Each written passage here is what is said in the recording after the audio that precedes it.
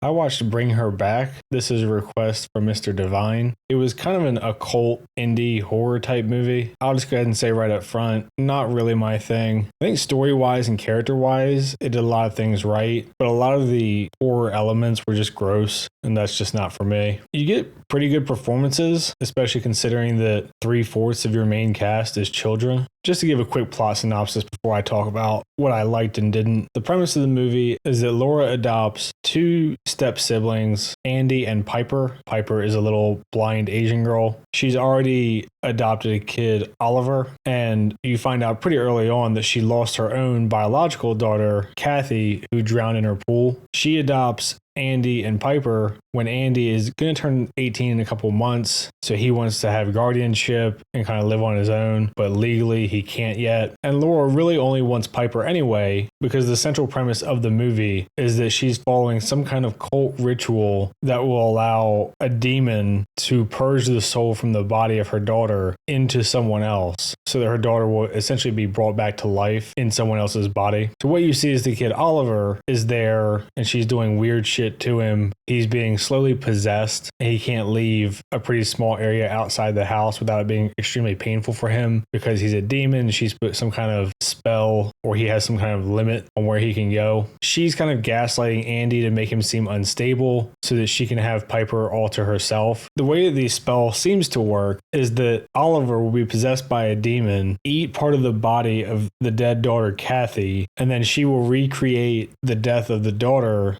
with Piper, which was drowning in the pool. And then in this moment, Oliver, who's now possessed by a demon and eaten part of Kathy's flesh, can purge the soul into Piper's lifeless body. That's kind of the way the ritual seems to work. There's some weird things where she does like circles and it seems to either calm Oliver down or take control of him somehow. There's a couple times where he has some moments of respite and he is confused where he is and that sort of deal. And eventually, Andy figures out how crazy she is from all this gaslighting to make him seem like he was abusing the sister and he has a bad temper. He's been peeing himself at night. He's just mentally unstable and unfit to take Piper away. So Andy goes and gets Wendy, who's the woman who assigned their foster parent or adopted parent to be Laura. And Andy's like, hey, she's crazy. She's got this kid, Oliver, who's all messed up. And he happens to see a sign there that there's a missing kid named Connor. And this is actually Oliver. And at this point, Laura's freaking out because she's trying to rush the ritual. So when Andy and Wendy show up, she's trying to be normal, but Oliver's eating Kathy's face in the greenhouse or out in the shed at that point. Andy finds it. Laura runs over both Wendy and Andy with a car and then drowns Andy in a puddle. When Piper gets back to the house, she freaks out. So Laura tries to do the ritual by drowning Piper in the pool. Has this really weird moment of, what the hell am I doing? And then Piper runs away to get help. The police show up. They find Oliver, who's stepped outside the circle, so he's Connor now. Piper, who thought her brother was crazy at this point, regrets it because he left a voicemail for her and now he's dead. And then Laura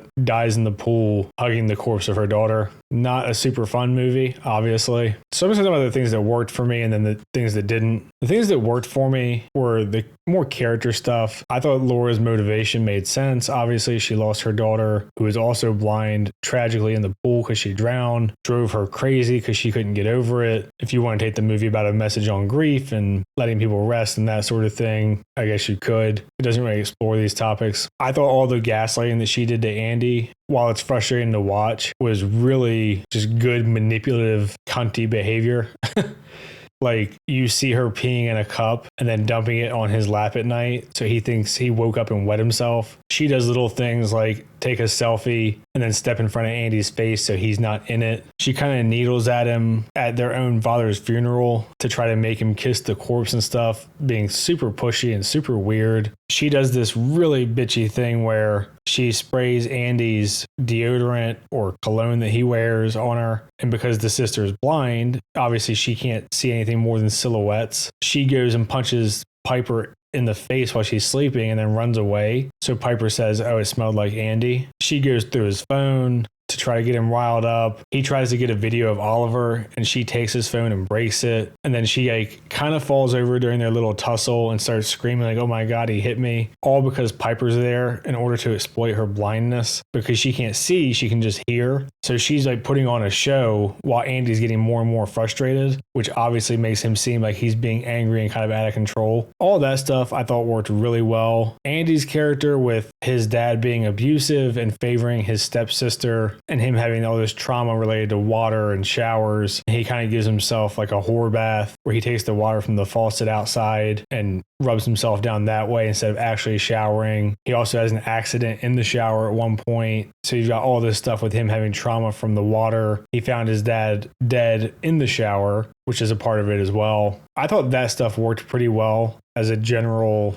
idea, and the execution of it. A lot of it didn't work for me. The kind of horror elements were mainly just being gross. There's a part where Oliver chews on a knife and it's just disgusting. There's a lot of flesh eating and biting. Oliver bites Laura at one point and like takes a chunk out of her arm, and it's just nasty. And then Oliver's got these fucked up teeth all movie from eating the knife, and then he's biting a wooden table. I think story-wise, for how simple the story is and the premise, it kind of seemed to me like they had maybe an idea for about 45 minutes to an hour of a movie, and they tried to stretch it out to an hour and a half. The movie didn't feel long itself because it was only an hour and a half, but if you were cutting it down, I think you could do quite a bit without really losing much. There's some stuff that I thought was just kind of dumb that you would have to ignore, like why Andy wouldn't call the police almost immediately after seeing Oliver. Like once he's shown to be locked in a room, like yeah, maybe you could think he's dangerous, whatever, but then you see him get outside that white circle and start freaking the fuck out. He sees his stomach like writhing because there's a demon inside of him. His mouth and face never get fixed. And then he's got like cuts all over his hands. He's really messed up the whole time. So you just kind of have to assume that he's retarded, I guess. Even when he finally has had enough and sees how crazy Laura is, he goes to the person that assigned him the adoption instead of the police. Another super weird fucking decision. And that's kind of what allows the ending to happen. I thought Laura's moment of respite at the end, where she's literally trying to drown Piper after she's already kidnapped a kid, after she just murdered Andy and the counselor lady Wendy, then she has her epiphany. I just don't fucking buy it at that point, because it's clearly been going on at least for a bit. We don't know how long this ritual is necessarily, but Oliver's already into it once the movie is started. And then the movie takes place over the course of at least a few days. It's kind of hard to say. So overall, just not my thing. There's some horror that works for me. Gross possession-ish stuff is not it.